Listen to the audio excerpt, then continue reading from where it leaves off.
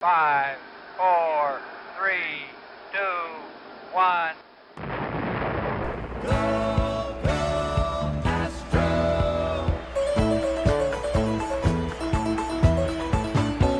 Here come the Astros, burning with desire. Here come the Astros, breathing orange fire. Here come the Astros, with winning on their mind. Here come the Astros, number one every time.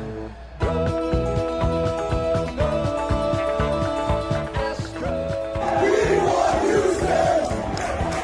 We want Houston! Alvarez hits a high drive, center field. Veerling's back! This game is turned upside down! And the pitch is lifted to right by Castellanos. Long run for Tucker, over toward the line, and foul territory. Makes the catch, and the Houston Astros do it again! 2022 World Series champions! And now, Go Astros. Astros baseball from three guys who've been there since Art Howe had hair. And good morning, Astros Nation. It is the last episode of 2023 for Go Astros. With me, as always, is our favorite Pollock other than me, Andy Tom Chesson. Andy, Merry Early Christmas.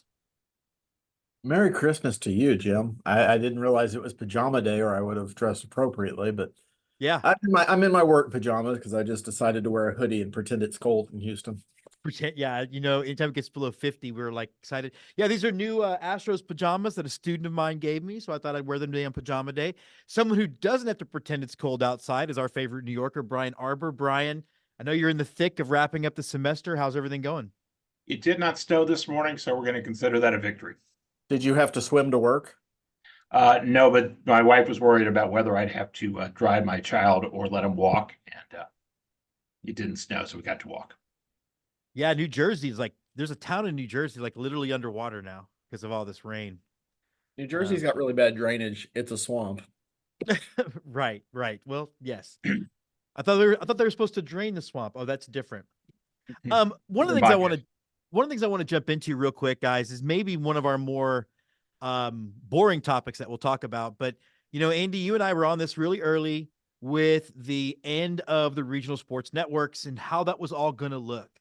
And the Astros and Rockets, as we know, have basically together formed their own Space City Sports. But we're seeing that there is a loss somewhere in the guesstimation of $120 million to the Astros, both with not getting rights fees paid to them, but also not having to pay Major League Baseball a percentage of money to get do the broadcasting themselves. Is every other team feeling this burn, and how important is this going to be, you think, to the Astros offseason? Andy, we'll start with you.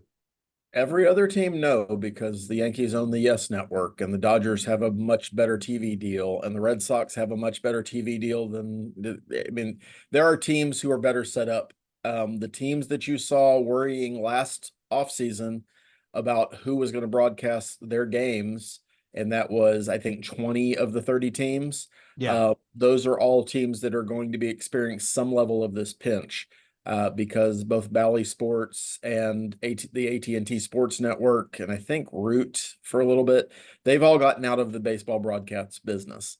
And that there's going to be some pain points with that. And one of those is that no one is now paying the Astros rights to broadcast their games. The Astros are now paying to have those games broadcasted by virtue of owning their own channel. So I know the final number is like 120. The estimate to what it's going to affect their ability to spend money number, which is a made up number because there's no caps in baseball, but right, is somewhere between 60 and 73 million.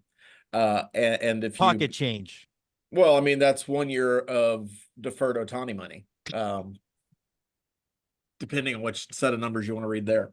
So it is an impact, and it is a hindrance to some spending that potentially was being planned. How much of a hindrance, we don't really know. We're guessing because baseball owners, and Jim Crane especially, doesn't open his books. I think we're probably going to get there, but I don't know how we've made the leap from that to Jim Crane's probably going to sell the team.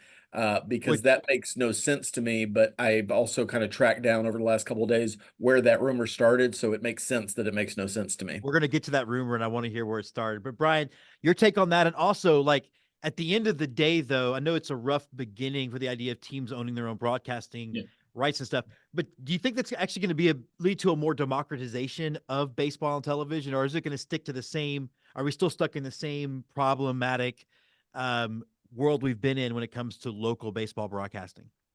I don't think it solves the problem of local baseball broadcast. I mean, one, because it's much more successful in the larger markets due to, one, the fact the markets are larger.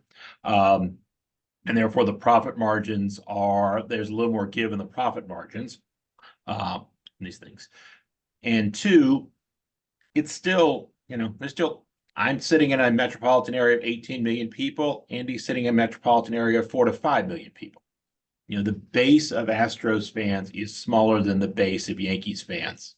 And that will always be true. And therefore, if it becomes at least our IQ level is higher. Absolutely. Okay. Which I get to enjoy at every local function.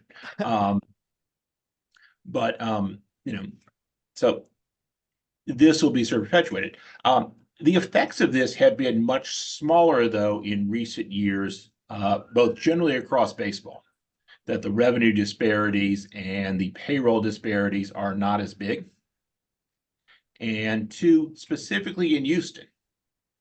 And one thing I've talked about before is if we go back to the 90s, every offseason was, hey, what high-priced arbitration guy is Drayton McClain going to sell off? How good a job can Jerry Hunsicker do? We'd have had tons of things to talk about back in the day about trades of people like Mike Hampton and Carl Everett and guys like that. The Caminiti Finley deal in the middle of the strike. We don't do that anymore because the Astros owner spends more money relative to his peers than does Drayton McClain. And specifically in this year's offseason, I thought it was really interesting that they spent $6 million on Victor Caratini. 2 other backup catchers have been signed. Austin Hedges by the Guardians and Tom Murphy yesterday signed with the Giants for $4 million a year. So as much as so it's only $2 million. It's not a big deal. It literally is pocket change when you have as much money as the Astros do, much less Jim Crane does. But part of why it's a big deal is they're currently sitting just above the luxury tax threshold. The first one, yes. Yeah. Okay. And so you wouldn't spend an extra $2 million on a backup catcher if your thought was, we've got to squeeze every penny. Oh, that's a really good point. I didn't think of that. And it also goes against the whole, Andy, we hear it all the time that Jim Crane is cheap. I saw somebody post on the app formerly known as Twitter that he is a disgrace to Houston baseball, and then that we're all fanboys for giving him any sort of recognition for what he's done in the last 13 or so years. Well, that's where our fan base is this offseason. It is an overused line to talk about the wretched hive of scum and villainy that was first referenced in A New Hope, but that really describes Astros Twitter these days because everything is negative. And I know we've got a couple of topics where we're going to get into some of this, but it seems that we have a fan base who is largely out of touch with the roster that the Astros have constructed in relation to the rest of baseball. And so if the expectation was that we were going to go sign 5 Class A type top flight pitchers and a new third baseman and a new first baseman and a backup second baseman that was better than our current second baseman, none of that was going to happen. But because you set up that expectation in your head and then it didn't happen, you're somehow being betrayed. It is a very weak-minded trap, but it is one a lot of our fan base seems to have fallen into this offseason. Weak-minded trap kind of sums up my first marriage. Let's talk a little bit about those rumors. Let's dive into it. Andy, you said where the whole Jim Crane is going to sell the team rumor came from. When I saw that, I thought to myself, that's about as asinine as it gets as these teams just exponentially increase value. I don't know why you would sell in the middle of what seems to be is it a bull market that we want? I don't know. I went to film school, but Andy, you like a bull market. You don't like a bear market. Okay. All right. Like a bull, not a bear. Got it. Yeah. But where did you hear this rumor come? Where did this rumor come from? Well, as many things tend to go with Astros Twitter and the media that covers the team, it appears that it started from Michael Schwab hearing it over somebody because it You mean becomes sources well, tell it's him. sources say, and he seems to be the earliest mention of it. And then he just keeps he has regurgitated a couple of times that people are talking about Jim Crane wanting to sell. Well, yes, people are talking about it because you started the conversation. So it's become, there is no legitimate news source that has claimed Jim Crane has any interest in selling the Astros. So for those of you who listen to the show that are hoping Jim Crane's selling the Astros, maybe it happens, but I don't think it's on anybody's menu for the next 5 to 10 And if years. it upsets you, the Twins are still taking fans. The Royals, which evidently are the most successful offseason team, have plenty of room on the bandwagon. Okay, Brian, let's start with the next rumor for you. We saw the Bregman trade rumor, and I think all of us thought that was sort of silly and unimportant. However, I have seen stuff about teams inquiring about Framber, and for me, that actually made some degree of sense. In particular, where now if we really do take a step back at Framber's career, it's actually been more inconsistent than consistent, right?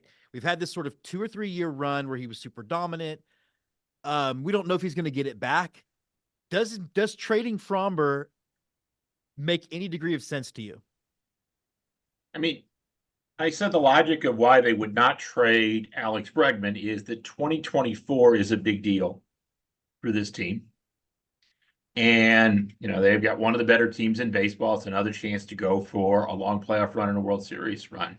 And so it was hard to find a deal in which you'd find equal 2024 value for Bregman. It's a similar thing.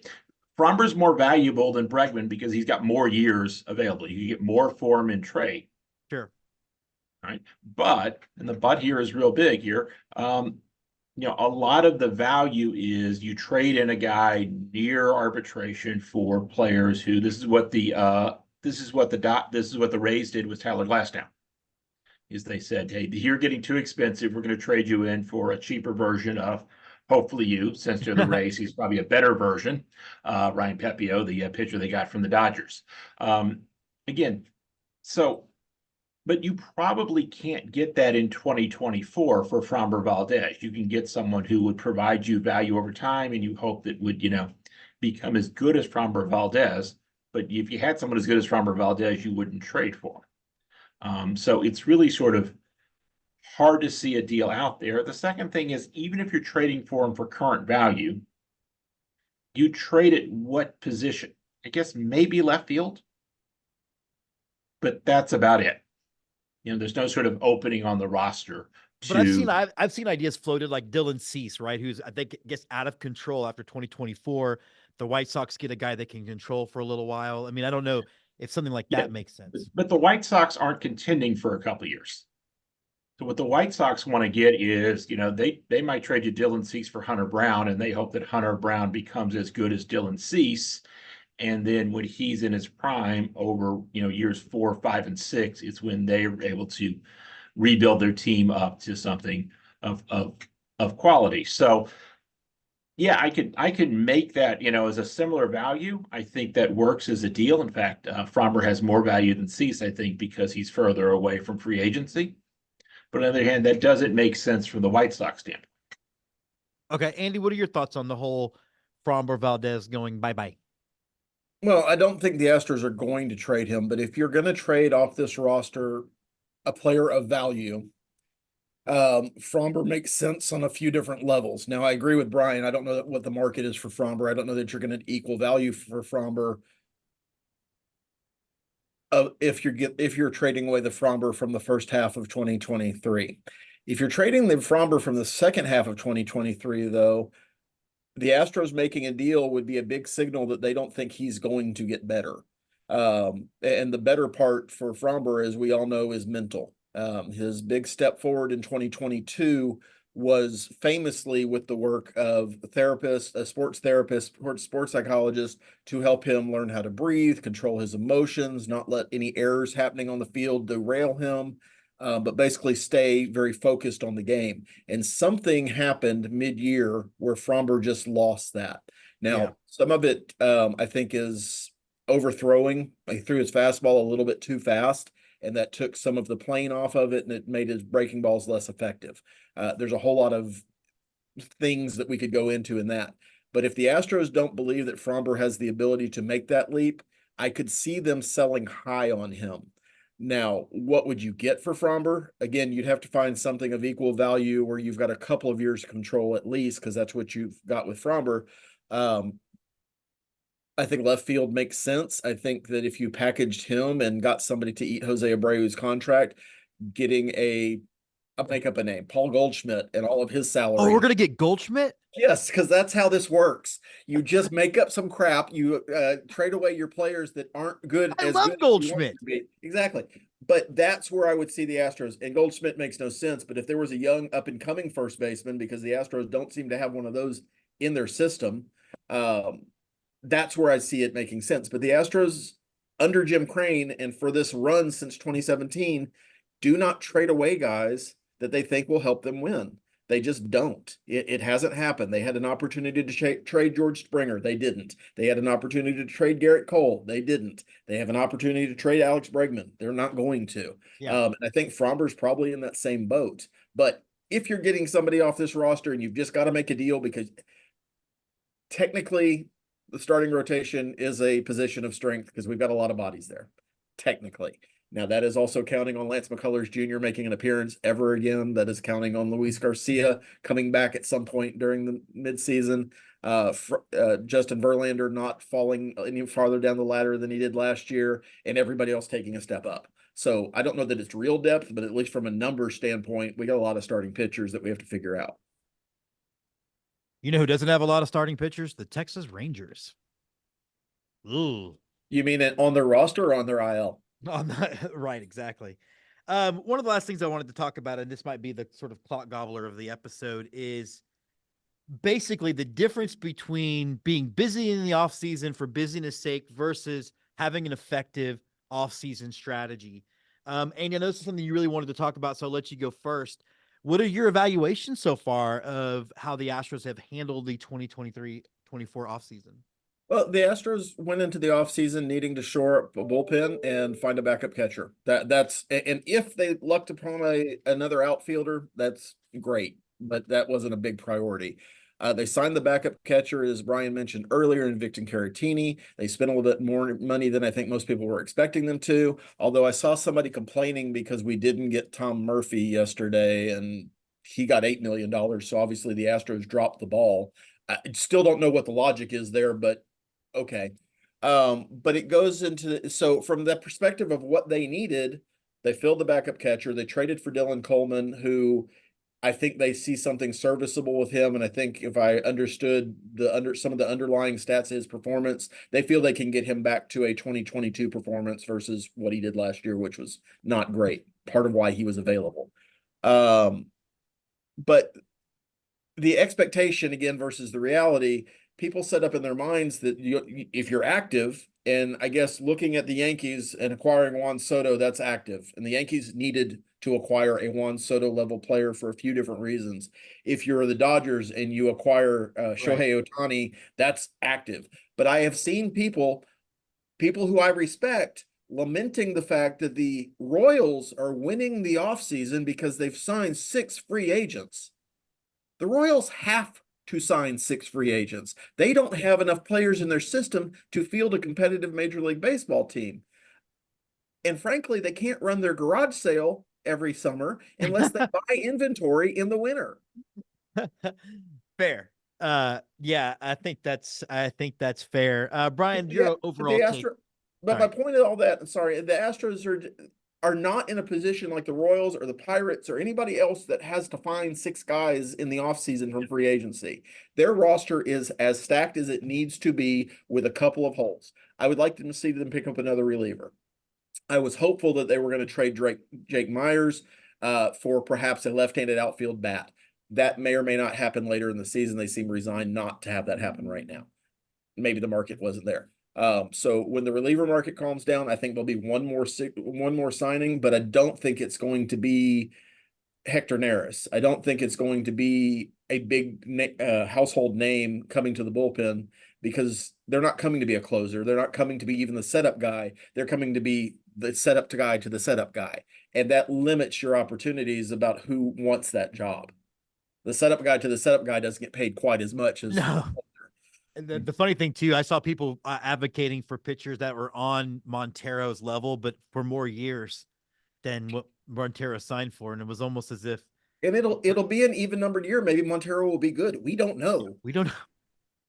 And he did have moments last year. I mean, if we're being honest, he had moments. Brian, overall, what have you thought of the offseason thus far? Yeah, the Astros did their most important offseason shopping at the trade deadline.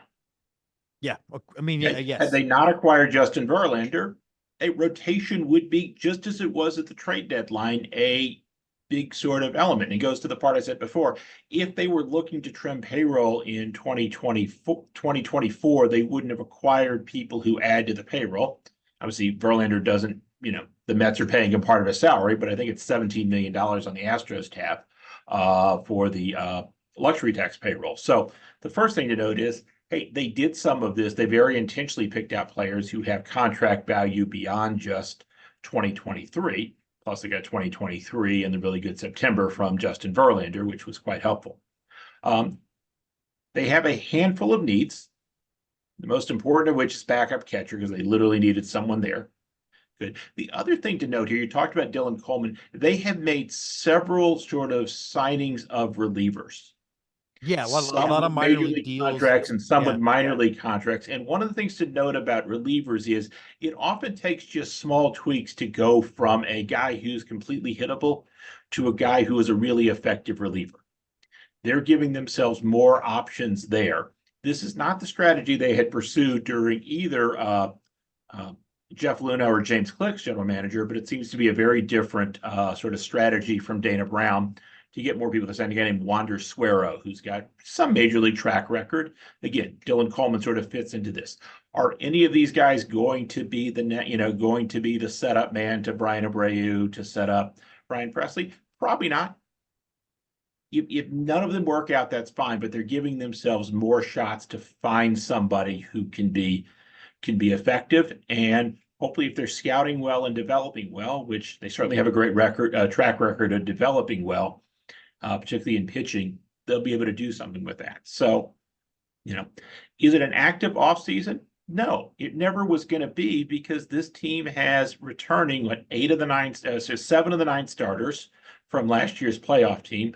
One of those is being replaced by a young catcher who most of us think will contribute more year. And then they got a left field situation, which, they could do something with, but they're going to play Chas McCormick every day. They've got Jake Myers, Mauricio Dubon to be people who are useful and helpful. I'm more optimistic on Myers than Andy is, but mostly because he's a really great defender. He's a player with a high floor, even if he's bad at, even if he's never going to be a great hitter. Yeah, and it does suck, because he definitely was swinging the bat better before the injury in 2021, and I think that definitely has affected him, kind of at least what he's projected to do. But I would also point out, Andy, and I think Brian, you shared this, that the Astros still have one of the highest projected WAR going into 2024 than most other teams. The part of our fan base who are insisting right now that every team in Major League Baseball has passed up the Astros, and that's what I'm reading more and more as we get into the offseason, because we're not doing anything to the level that hitting people's radars.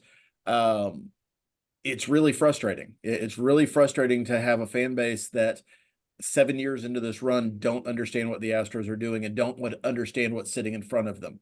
They don't seem to remember that we were 1 game away from reaching the World Series for the 4th time in 7 years. So it's a little bit mind-boggling. I think it's a sign that we are a little bit spoiled as a fan base.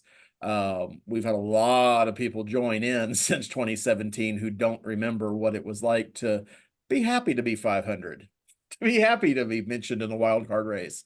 But I think that you're going to see different things from this team that we weren't seeing last year, just by the benefit of having Joe Espada in charge and not being the bench coach.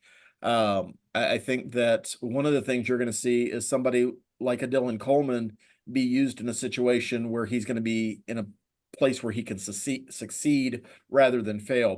One of the frustrations most of us had with Dusty was his bullpen usage, that there would be guys who would be ignored for 5, 10, 15 days at a time, and then all of a sudden be thrown in to pitch in the worst possible situation, and then, oh well, they gave up runs. Well, no shit, that's what's going to happen. Yeah. I think Miller and Murphy are going to have a lot more support for using guys in the right situations. And again, you don't know. Again, bullpens are a crapshoot, so we don't know that Dylan Coleman isn't going to turn it around. We don't know that Wander Suero is not going to be able to put together one good season, because that's literally what you need in the bullpen is a couple guys who put together that one good season. And then hopefully you don't sign them to a 3-year deal way over market. Brian? Hey, it's an even year for Rafael Montero. He's the Brett Saberhagen of modern day relievers. But the other thing too is like Andy, you pointed out, like one game away from the World Series on a team that really and truly largely underperformed to their standard. I mean, we still have to, we don't even discuss the fact that they maybe played with a month and a half with both Altuve and Alvarez in the lineup. So there's definitely a lot of things that if it plays out differently this year, the whole outlook can be different. Yeah, if you have, and I think I'm safe to say this without having any data to back it up, if Altuve plays a full season, you have 5 more wins, which means you've run away with the division. Conceivably, you're a lot more well rested because you get to play the injury. We're preventing people from getting injured lineups through the last couple of weeks of the season, and you get to set up your pitching in a lot more favorable way, which hopefully means they threw fewer stressful innings towards the end of the year. There's a lot of good things that would have happened if Altuve was healthy all year. I don't see him breaking his thumb again in spring training. Maybe he will. Hope not. I'd love to see Alvarez be healthy for an entire year. That'd be fantastic because it hasn't happened yet. But those two little things happening, this is a 95 to 97 win team again. Okay. Real quick, we'll start with Brian on this. Just last question, kind of looking down the road a little bit. Is both Bregman and Altuve extended, or are we really looking at maybe the last year of Alex Bregman? All right. So I looked up the numbers on this morning, and I'm writing something about it on my Substack soon. Good news is they've got like $66 million coming off the payroll next year. Bad news, about 40% of that will probably go to arbitration, to increases in arbitration salary, which means they're probably got like $30 to $40 million that they assuming they're going to be under the luxury tax threshold next year, which I certainly. And after do, they're done buying this show, how much are they going to have left? So 30 or $40 million. Well, take that, subtract $1 million, and I think that's a fair price for this show. I think so. Yeah. So they have 2 choices. One, pay a lot of luxury tax, which again, if Jim Crane wants to do, not gonna tell him not to. Yeah. It's his money, but I don't expect him to. So under those sort of constraints, there's room for only one of those 2 guys under the luxury tax threshold, unless they do some other stuff, or the worst case scenario is they don't have as large a increase in their arbitration salaries. That's bad news because it means a bunch of their guys didn't play well this year. So none of that would be a good thing. Andy, what are your thoughts? And do you think it's Altuve or Bregman? Well, I think first of all, I would rather listen to any of the 3 of us than Mike Stanton post game. So I'm open for the gig if they're hiring, if they require the show. Hey, can I ask this question about Mike Stanton? Yep. Is he a pedophile? We don't know, but he looks like one. No, but I have this question about Mike Stanton. He could choose to color his hair any color that he wants. Why does he pick that one? I mean, you're talking about a man who holds the record for most holds, which again, not a pedophile, but that's not a great record to have if you are. But I mean, okay, looking back at Altuve, Bregman, who gets it from? Sorry, I derailed. Altuve is going to be re-signed, provided Altuve wants to be re-signed. And in the fantasy world, that other teams are going to start doing this Ohtani Dodgers nonsense. If there is a candidate in the world who would take less or defer money, I think it's Jose Altuve. I don't think he's going to be asked to, because that puts a giant burden 10 years from now or 5 years from now or whatever it is as just debt sitting on your books. And yeah. And the other thing too about on his large contracts, Crane has never done a lot of deferrals. It's always just straight money. It's basically sort of straight money. Well, from a cash perspective, yeah, I mean, from a cash perspective, the Dodgers can afford to have $680 million sitting in debt because nobody's going to sell that team. And I'm not saying Jim Crane's going to sell the team, but when you're looking at taking on investors or doing anything else, having anything sitting in debt doesn't look great for. Well, the other part of it too is Ohtani's one of the few players in baseball that can afford to do that because his endorsement money dwarfs everybody else. So, sure. But I mean, conceivably, Altuve's made enough money where he could, if he wanted to. Bregman's got salsa money. It's not going to be a thing. But lots of players and lots of contracts have deferred money. It's not just Bobby Bonilla. Well, and not as good as Bobby Bonilla. It's common to do that. Again, the Astros haven't done it, but this would be a contract. I mean, part of you expect a contract with Altuve is you get Craig Biggio's job for the next 30 years after this. You can put that in the contract, or you but can don't just have him give an opinion on player personnel because people will lose their minds. Biggio noted which Astros legends job I gave him. Craig Biggio. He can also be the head coach at St. Thomas High School baseball if he wants, like Craig did. Yeah, Craig Biggio is the most silent partner in the Astros front office. Matter of fact, you don't even know he's there most of the time. Matter of fact, he's not there most of the time. No, I think Altuve is going to be re-signed. The only thing that would prevent that is him not wanting to re-sign with the Astros. I don't think anybody thinks that's an eventuality. I think you look at Bregman being given every opportunity, but again, it's that 5-year ceiling. Even if you go to 6, does Bregman think he's playing 7, 8, 10 more years? And if so, does he want to go through free agency again at 35? Probably not, because that contract's not nearly as lucrative. It'll be a really interesting thing. I think the only real answer is to celebrate having Alex Bregman on your team this year, and then you'll know what happens after that. Realistically, I think Bregman is less replaceable than a Kyle Tucker, because a premium third baseman's harder to find than a premium right fielder. 100%. But the Astros are going to have some questions they have to answer. There is money coming off their books after this season, but there's got to be money earmarked for Altuve. There's got to be money earmarked to field a team, frankly, because if they don't sign Bregman, they're going to find somebody to play third base. There is not one in the system that anybody's terribly excited about. So, and you're going to have other issues. You're going to have to figure out if Jeremy Pena is a major league hitter. If not, you might have to go buy one of those. There's a number of questions that happen beginning kind of mid-season this year and into next year. So my advice on all of this would be to enjoy what you have on the field in 2024, because it's going to look very different in 2025. Well, it's not going to look different in 2024 or 2025. That's going to be the three of us, because I think all of us have probably reached our peak aging. So that's good. I don't know. I mean, most of this is not growing back up here. So even if I try to go to a different look, it wouldn't do much. Yeah. And Andy and I are going to have a glorious mane until we don't care anymore. But this has been the final Go Astros of the 2023 season. Gentlemen, it's been a pleasure. We will be back sometime after the new year, and then we'll slowly ramp up to get us through another season. Till then, for Brian and Andy, I'm James Christopher. Go Astros.